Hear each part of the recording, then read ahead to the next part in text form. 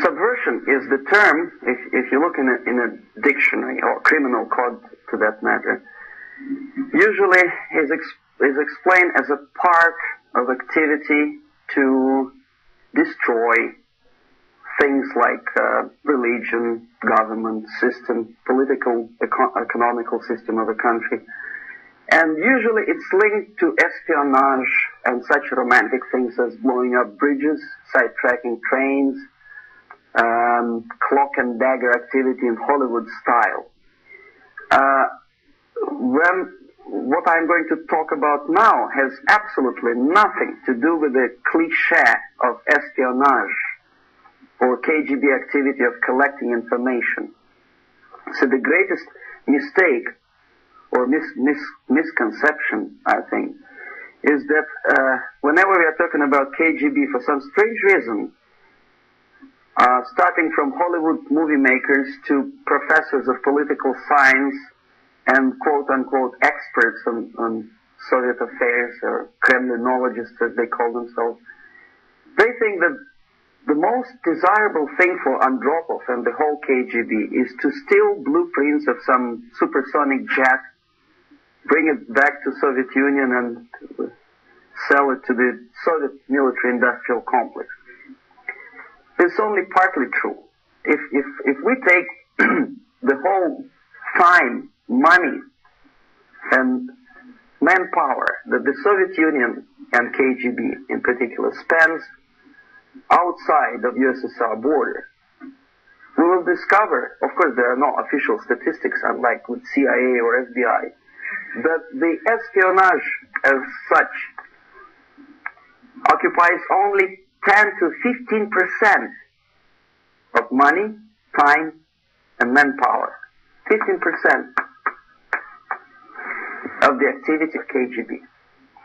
The rest, 85%, is always subversion.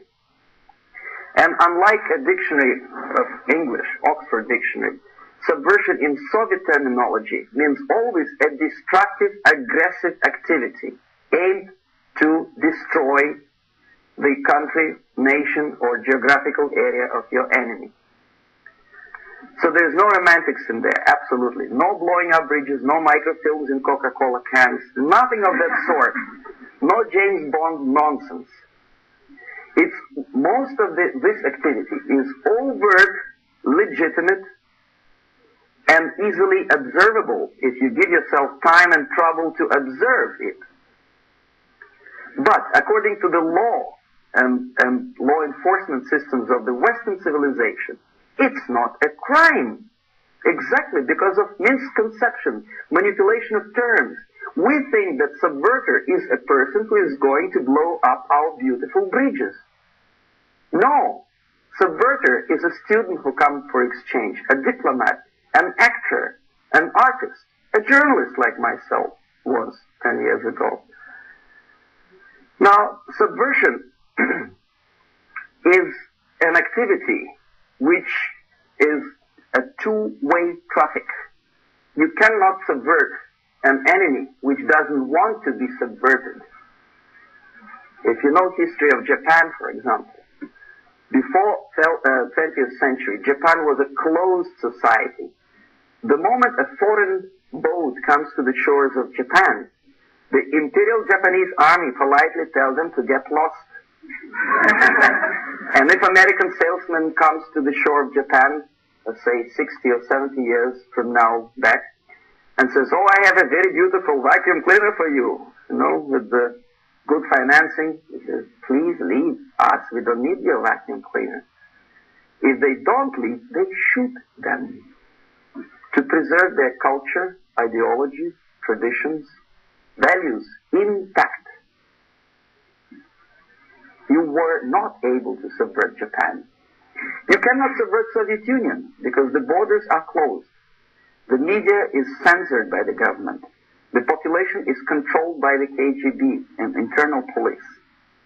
With all the beautiful glossy pictures of Time magazine and Magazine America, which is published by the American embassy in Moscow, you cannot subvert Soviet citizens because the magazine never reaches Soviet citizens. It's collected from the newsstands and thrown to garbage can. Now we go back in time to examine the way some people arrived in Cuba many years ago.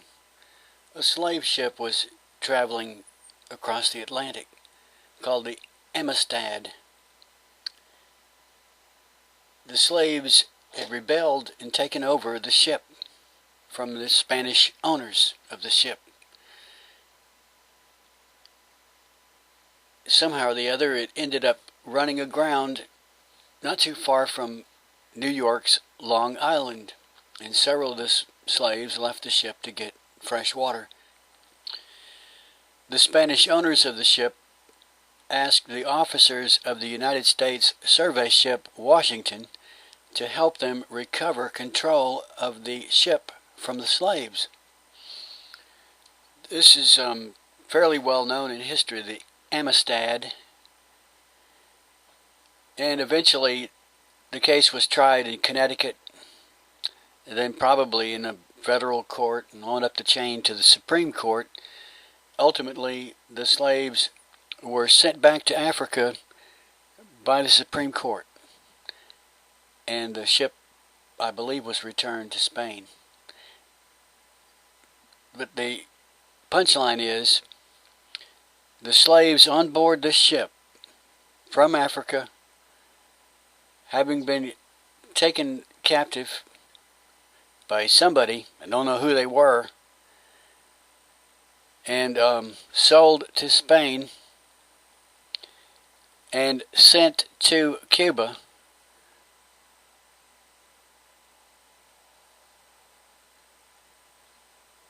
actually, according to the records, these slaves ate better, had better food, more nourishment than the people of Cuba after Castro's revolution.